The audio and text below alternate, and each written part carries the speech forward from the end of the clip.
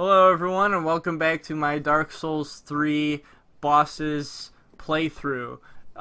These next few bosses are going to be a little bit out of order if you know the perfect direct path in order to get from boss to boss to boss, just because I didn't and I took weird ways around the map, which I think is perfectly fine and perfectly cool that you can go different directions and you can defeat bosses in different orders. So this is my surprise. I'm not sure if you noticed it all. It's not really that huge. Pretty much what happened was I went back and restarted Dark Souls 3 because I wanted to put a lot of points into strength. And so I did that. I put a shit ton of points into strength.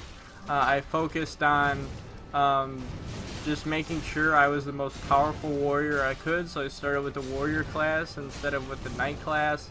I leveled up my exile greatsword maximum as much as I could, leveled it 10 times, got the achievement for that or the trophy or whatever, and this guy is cool. He's a lot of fun to play as. I'm pretty much role-playing the exile warrior or whatever because it's, you know, all exile gear.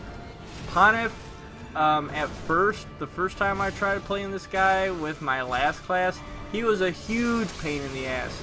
I think it's just because whenever I wound up an attack, he would not teleport, but just shoot across the map every time I wound up. Luckily this time I didn't have that much of a problem with him, and this dude that's helping me out is, I think, very dexterity focused, because he's got, you know, he's dual wielding and stuff like that, and he seems to know what he's doing. Looks a little bit like Zoro, which is kind of cool. So me and Zoro here are fighting the Pontiff and his copy, and starting to get really easy. Once he puts his copy out, I think he starts to slow down a lot, so you have more of an opportunity to get hits in on him. And I've finally, after I think the next few bosses, discovered the secret, unlocked the secret of how to play Dark Souls. And for me, just waiting until the wind up, waiting until they're about to hit down, roll out of the way. You got a few moments there to smack them as much as you want. Do that and rinse and repeat. So all you gotta do in Dark Souls to be successful, for the most part, you know, there's obviously exceptions to this, but just for most generic enemies, wait for wind-ups, roll out of the way, hey, what's up, bruh, roll out of the way, and then punish. So that's how that goes. Right now we are on what was the most difficult boss for me to face personally. I know I haven't been doing these one-on-one with the bosses.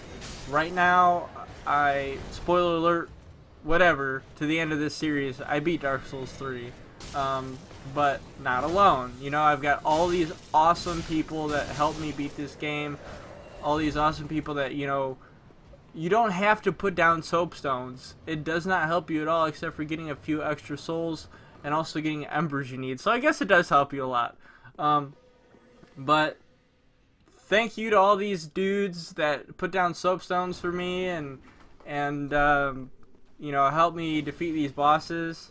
Could not have beaten the game, you know, as fast as I did without you guys. So thank you very much for that.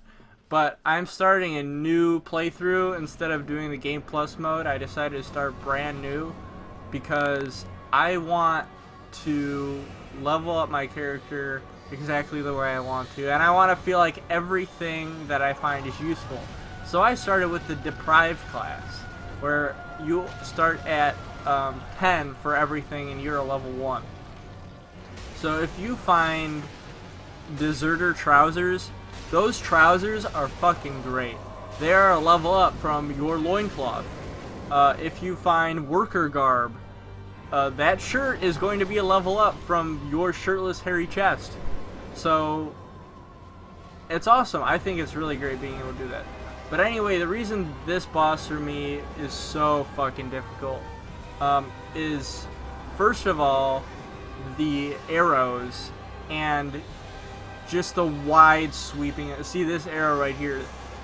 Through like 3,000, you know, god bolts are following you throughout the map, and that is a huge pain in the ass. And it has killed me several times. And Aldrich's wind up and his fucking stabby McStab over here can be a one-shot or two-shot kill. So I think lore-wise, this is actually Nito's. I don't know what kind of blade you would call it. It's not a scythe, but it is scythe-like. It's like a scythe spear. I don't know what the fuck you would call it. It's like a halberd scythe spear, but there's no axe attached to it, so it's not a halberd. Anyway, whatever. He's got Nito's blade. Fuck it. We're so close. Hooray, we're gonna get him. But it took me several tries, to the point where I had to go back and defeat old bosses and keep getting embers because I ran out. Fighting Aldritch was the first time that I ever ran out of embers. Because earlier on, I really didn't know too well what the main uses of them were for. Because I didn't really play online because I was afraid of being invaded. But anyway, this is a really cool cutscene. So, but anyway, as far as the embers go, after playing this and realizing what happens when you run out of them, I've been conserving them. But let's take a look at this cutscene because it's really cool. Please save his soul. Now, Prince, oh my God, Prince Lothric. Wait, is it Prince Lothric? Yeah. Is pretty much your final boss. The Soul of Cinder is pretty much just a way of saying thank you from dear God, from software. I feel like the Soul of Cinder is just a way of saying thank you. It's a nostalgia boss. It's a boss that puts in. Oh, I should have cut this part out. Sorry about that. It's a boss that puts in, you know, all your favorite enemies' moves, and you've got Lord Gwyn's moveset and Lord Gwyn's music. So I think the Soul of Cinder is a send-off to the Dark Souls franchise. But other than that, the last boss pretty much is Prince Lothric. But this is probably one of my favorite cutscenes. It's 2 back-to-back bosses. And, you know, you think you're going to get a rest. And then the cold hand of death flips down from the ceiling.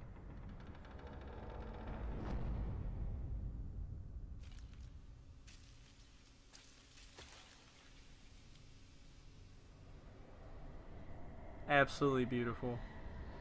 I actually wear the dancer's outfit for most of the game just because I want to be able to roll as much as possible and have a low equipment load. So, for next video, Dancer of the Burrito Valley.